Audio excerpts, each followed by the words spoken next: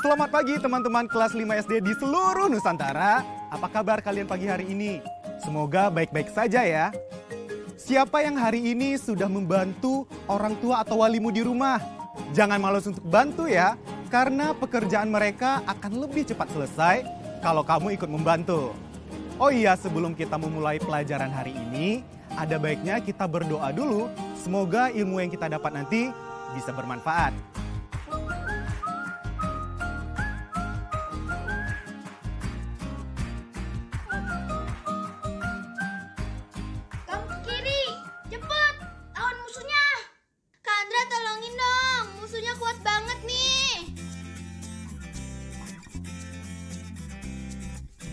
Andra, Andin, ayo, udahan dulu mainnya. Kita berangkat sekarang ke rumah nenek.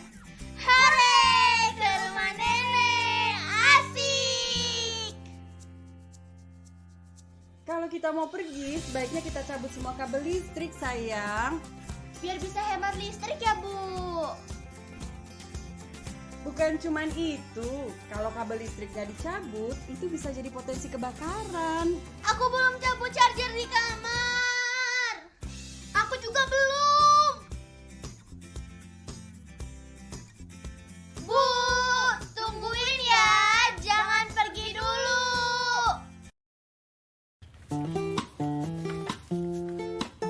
Apa yang dikatakan mamanya Andin dan Andra itu benar ya teman-teman. Lupa mematikan stop kontak listrik saat bepergian itu berpotensi kebakaran. Selain kebakaran, banyak bencana lain yang disebabkan oleh kelalaian manusia dan juga faktor alam. Teman-teman tahu nggak bencana alam apa saja? Ayo membaca. Bencana alam bisa terjadi di dataran tinggi dan dataran rendah. Potensi bencana alam di dataran tinggi dapat berupa gunung meletus dan tanah longsor. Bencana tanah longsor bisa dicegah dengan menanam dan memelihara pohon yang ada di lereng, membuat terasering di lereng, dan tidak mendirikan bangunan di bawah, tepi, atau dekat tebing. Adapun potensi bencana alam di dataran rendah, misalnya tsunami dan banjir. Kita bisa mencegah banjir antara lain dengan membersihkan saluran air secara rutin, tidak membuang sampah ke saluran air, menanam pohon di sekitar rumah, dan membuat biopori dan sumur resapan.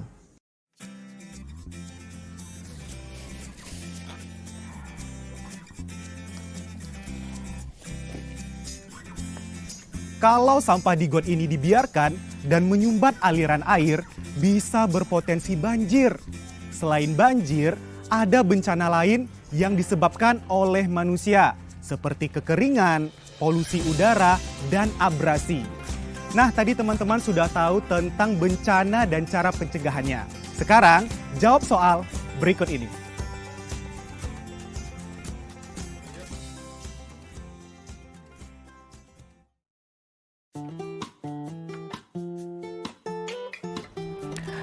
Pertama, apa manfaat menanam dan merawat pohon? Kedua, sebutkan bahaya dari membangun rumah di pinggir tebing. Ketiga, mengapa kamu tidak boleh membuang sampah ke saluran air? Keempat, tuliskan dengan kalimatmu sendiri simpulan dari bacaan di atas. Kelima, Sebutkan bencana yang ada di daerahmu dan cara pencegahannya. Tulis jawabannya di buku kalian ya. Ayo menulis. Perhatikan kalimat-kalimat berikut ini. Mari kita menanam pohon.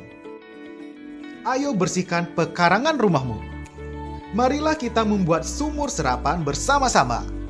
Kalimat-kalimat tadi merupakan kalimat imbauan. Kalimat ini digunakan untuk mengajak orang lain melakukan sesuatu. Kalimat imbauan yang berupa ajakan selalu diakhiri tanda seru. Sekarang perhatikan kalimat yang berikut ini. Tolong periksa kabel listrik di rumah saya. Matikan lampu sebelum kamu tidur. Pakailah air sehemat mungkin. Kalimat-kalimat tadi merupakan kalimat perintah. Kalimat ini digunakan untuk memerintahkan orang lain melakukan sesuatu. Kalimat perintah bisa diakhiri dengan tanda seru. Nah, kalau kalimat-kalimat berikut bagaimana? Coba perhatikan ya. Jangan buang sampah ke saluran air. Dilarang mendirikan bangunan di pinggir tebing. Tidak boleh meninggalkan kompor yang menyala. Kalimat-kalimat tersebut merupakan kalimat larangan. Kalimat ini digunakan untuk mencegah seseorang melakukan sesuatu.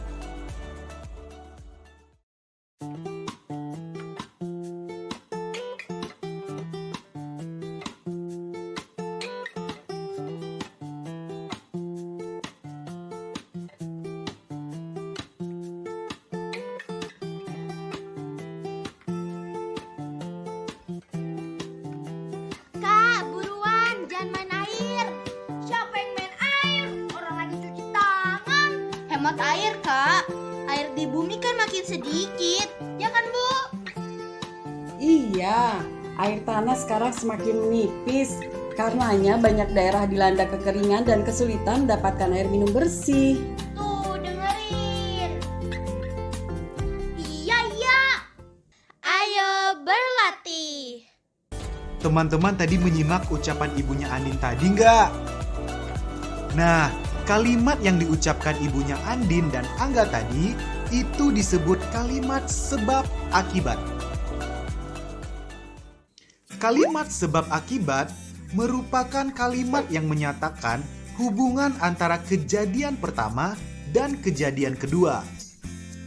Kejadian pertama merupakan sebab dan kejadian kedua merupakan akibat. Untuk bisa memahami lebih lanjut, coba perhatikan kalimat berikut ini ya. Penduduk kampung sering membersihkan sungai karena aliran sungai lancar. Setiap rumah di kampungku memiliki sumur resapan, karenanya kampung kami tidak banjir saat musim hujan. Mereka membangun rumah di pinggir tebing, karena itu tebing longsor saat hujan lebat. Mereka menebang pohon-pohon besar di lereng bukit, karena itu bukit longsor dan menewaskan banyak orang. Kalimat-kalimat di atas menggunakan konjungsi karenanya dan karena itu untuk menunjukkan hubungan sebab akibat. Sekarang perhatikan tabel ini. Kalimat di sebelah kiri merupakan sebab. Kalimat di sebelah kanan merupakan akibat. Coba gabungkan kalimat di sebelah kiri dan kalimat di sebelah kanan yang sesuai. Menggunakan konjungsi karenanya atau karena itu. Tulis jawaban kalian di buku kerja kalian ya.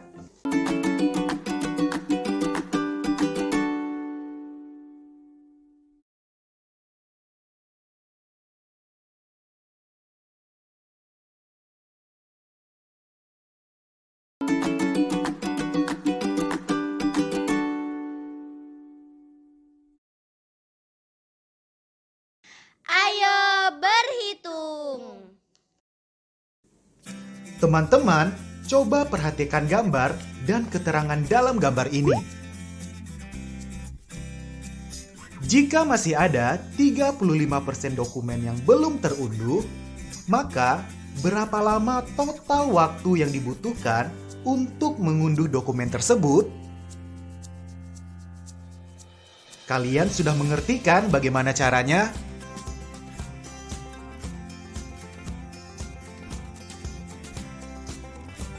Pertama, kita ibaratkan total dokumen yang perlu diunduh adalah 100%. Kemudian, kita lihat berapa persen aplikasi yang sudah terunduh. Ada 65% dari total seluruh dokumen. Untuk mengetahui berapa persen dokumen yang belum terunduh, maka kita kurangi total dokumen dikurangi dokumen yang sudah diunduh. Jumlahnya 35%. Berarti masih ada 35% lagi yang belum terunduh. Waktu yang dibutuhkan untuk mengunduh 35% dokumen adalah 6 menit. Berarti cara menghitung total waktu yang dibutuhkan untuk mengunduh aplikasi adalah 100/35 dikali 6 menit sama dengan 17,14 menit. Ayo menyimak. Tahukah kamu apa itu pi? Bilangan pi dapat ditemukan dengan cara misalnya menggunakan perbandingan antara keliling dan diameter lingkaran. Maksudnya, kamu bisa menemukan nilai pi dengan mengukur kelilingnya dan membaginya dengan diameter. Jadi, berapakah nilai pi? Berikut ini contoh bentuk desimal dari pi yang sudah ditemukan. Pi sama dengan 3,1415926535 dan seterusnya. Atau kita persingkat menjadi 3,14.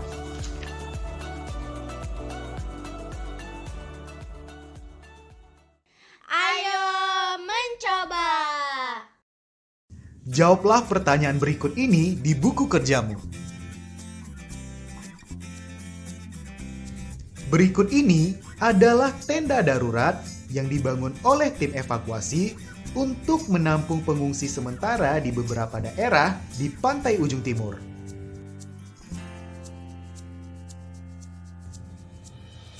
Diketahui, denah tenda yang dibangun seperti gambar berikut ini. Area berwarna putih adalah area tempat tenda akan dibangun.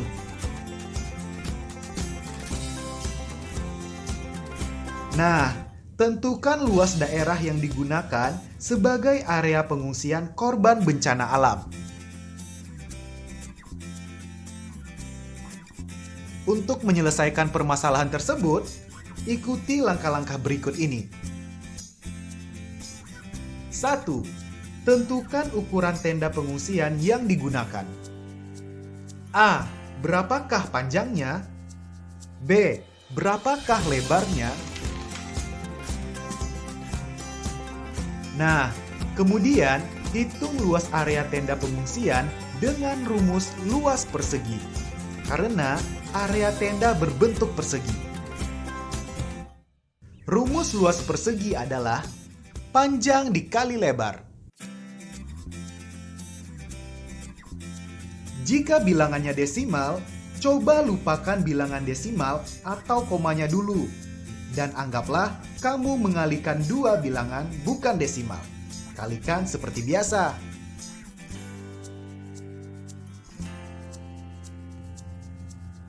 Setelah mendapatkan hasil perkalian, kemudian kita lihat ada berapa angka di belakang koma.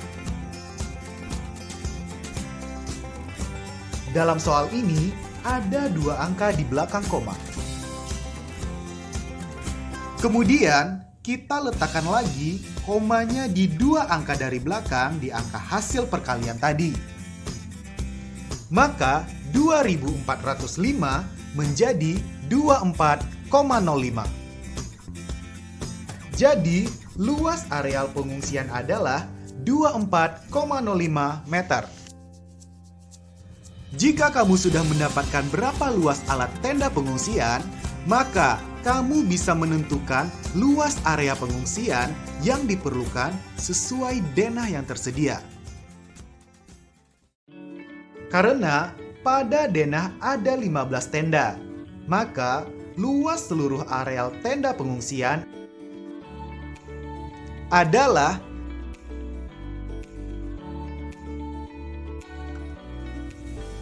15 dikali 24,05 sama dengan 360,75 meter persegi. Ayo berlatih.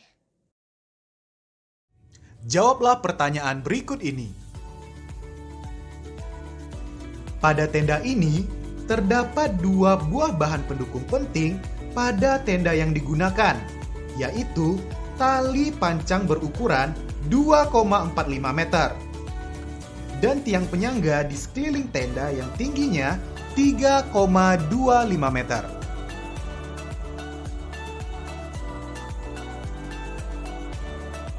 Pertanyaan pertama, untuk menghitung biaya pembuatan tenda, akan dicari tahu panjang seluruh tiang yang diperlukan tenda tersebut. Terdapat 12 tiang yang masing-masing tingginya 3,25 meter.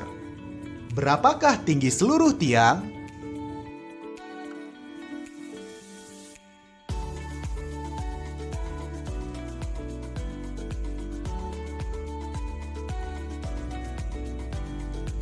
Sudah? Kita hitung sama-sama ya. Jumlah seluruh tiang pancang ada 12. Masing-masing tingginya 3,25. Jadi, kita tinggal kalikan saja. 12 dikali 3,25 sama dengan 39. Jadi, tinggi seluruh tiang pancang adalah 39 meter. Pertanyaan kedua. Pada setiap tiang selalu dipasang sebuah tali pancang. Tentukan panjang tali yang diperlukan untuk mengikat tiang tersebut. Silahkan menghitung mulai dari sekarang.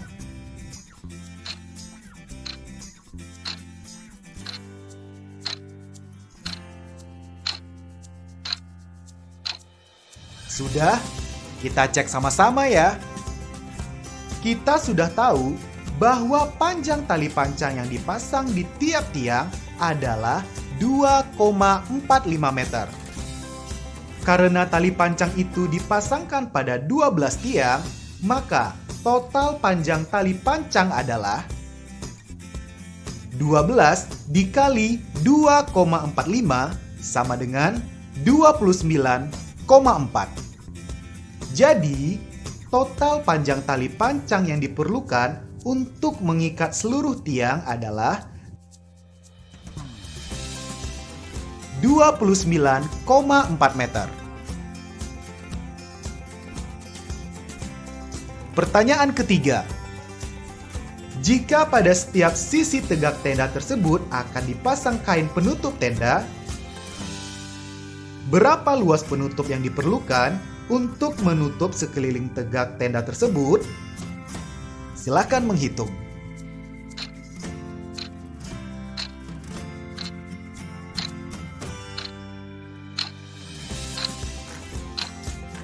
Sudah? Mari kita cek sama-sama ya. Pertama, yang harus kita hitung adalah luas permukaan sisi tegak tenda. Permukaan sisi tegak tenda ada 4 sisi. Masing-masing sisi yang berhadapan ukurannya sama besar. Jadi, untuk menghitungnya adalah 2 kali panjang kali tinggi ditambah 2 kali lebar dikali tinggi. Sama dengan 2 dikali 6,5 meter dikali 3,25 meter. Ditambah 2 dikali 3,7 dikali 3,25 meter. Sama dengan 42,25 meter ditambah 24,05 meter. Sama dengan 66,3 meter. Jadi, luas penutup yang dibutuhkan untuk menutup sekeliling sisi tegak tenda adalah 66,3 meter. Proyek kreatif minggu ini.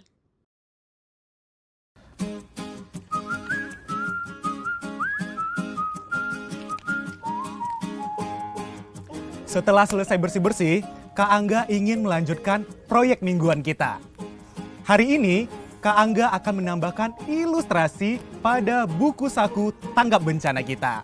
Kalian juga bisa menggambar sendiri atau kalian bisa mencari gambar yang lain di majalah dan kalian tempel di buku saku kalian. Selamat mencoba ya. Kak Angga mau lanjut kerja dulu.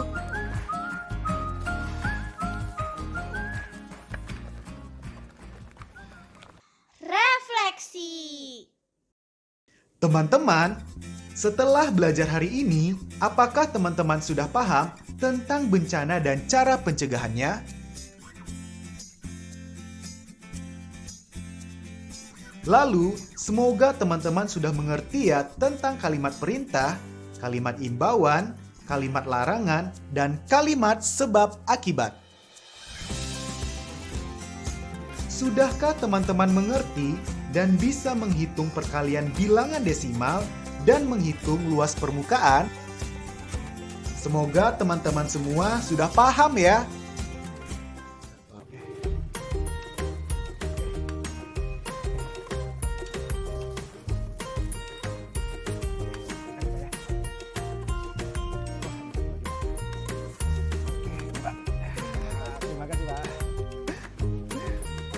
Nah, Kak Angga selesai membersihkan got untuk mencegah banjir apabila hujan datang.